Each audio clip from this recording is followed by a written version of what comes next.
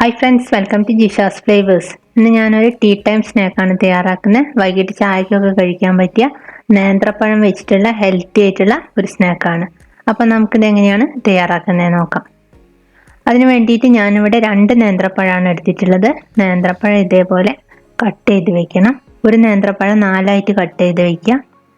ഇനി നമുക്ക് ഇതൊന്ന് റോസ്റ്റ് ചെയ്തെടുക്കണം. സ്റ്റവ് കത്തിച്ച ശേഷം ഒരു പാൻ വെച്ച് കൊടുക്കാം. അതിലേക്ക് നെയ്യ് ചേർത്ത് കൊടുത്തിട്ടുണ്ട്.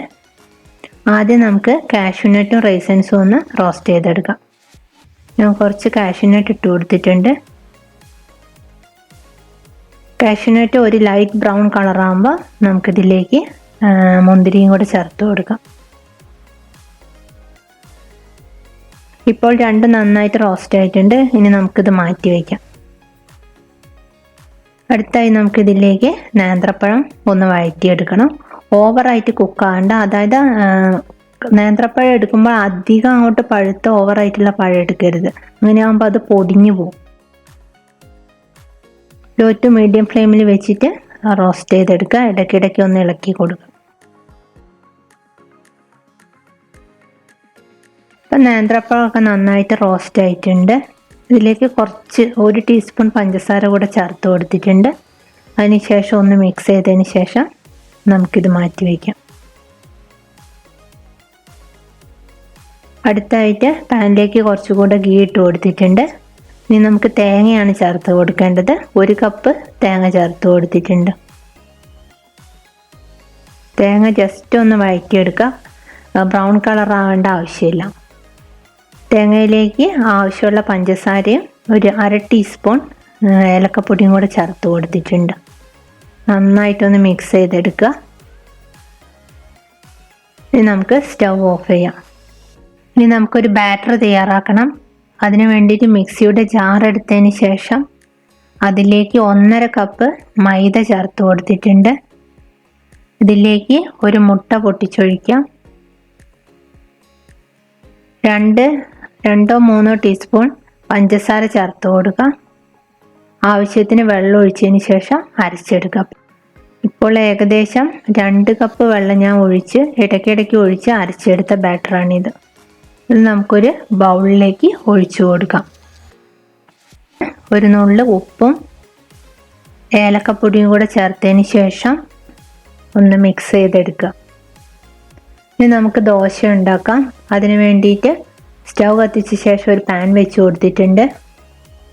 പാൻ നന്നായിട്ട് ചൂടാകുമ്പോൾ നമുക്ക് ഏകദേശം ഒരു 3/4 തവി മാവ് ഇതിലേക്ക് ഒഴിച്ചതിന് ശേഷം ജസ്റ്റ് ഒന്ന് ചുറ്റിച്ചെടുക്കാം. ഒരു സൈഡ് നന്നായിട്ട് ആയതിനു ശേഷം നമുക്കിത് തിരിച്ചിട്ട് കൊടുക്കാം. ഇപ്പോൾ ദോശയുടെ മറ്റേ സൈഡും വെന്തിട്ടുണ്ട്. 2 സൈഡും ഇതേപോലെ തിരിച്ചും മറിച്ചും ഇട്ടതിന് ശേഷം എടുത്തു മാറ്റാം.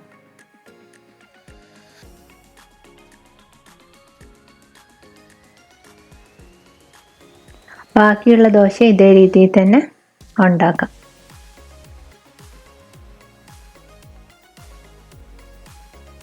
ഇപ്പോൾ ദോശയെല്ലാം ഉണ്ടാക്കി കഴിഞ്ഞിട്ടുണ്ട്. നമുക്കിത് ഫില്ല് ചെയ്യണം. അതിന് വേണ്ടിയിട്ട് ഒരു പ്ലേറ്റ് എടുത്തതിന് ശേഷം അതിലേക്ക് ദോശ വെച്ച് കൊടുക്കാം.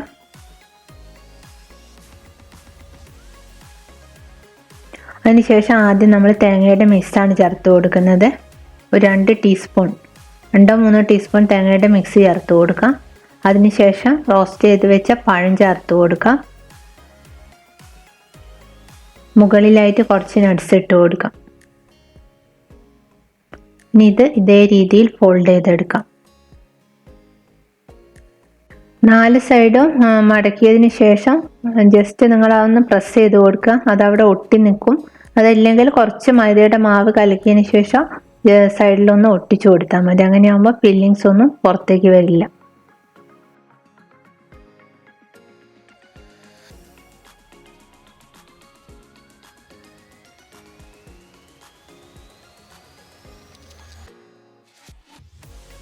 നമുക്കിത് ജസ്റ്റ് ഒന്ന് റോസ്റ്റ് ചെയ്തെടുക്കാം.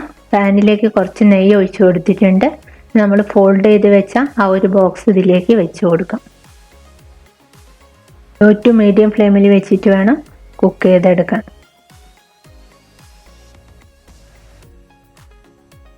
ഒരു സൈഡ് റോസ്റ്റ് ആയതിനു ശേഷം തിരിച്ചിട്ട് കൊടുക്കുക. ഇതേപോലെ രണ്ട് സൈഡും ഒരു ലൈറ്റ് ഗോൾഡൻ ബ്രൗൺ കളർ ആകുമ്പോൾ എടുത്തു മാറ്റാം. ഇപ്പോൾ എളുപ്പത്തിലുള്ള നല്ല ടേസ്റ്റി ആയിട്ടുള്ള ബനാന വെച്ചുള്ള ടീ ടൈം സ്നാക്ക് ഇവിടെ റെഡി ആയിട്ടുണ്ട്. എല്ലാവരും ഉണ്ടാക്കി നോക്കുക. മറ്റൊരു നല്ല റെസിപ്പിയുമായി അടുത്ത വീഡിയോയിൽ കാണാം. Thank you.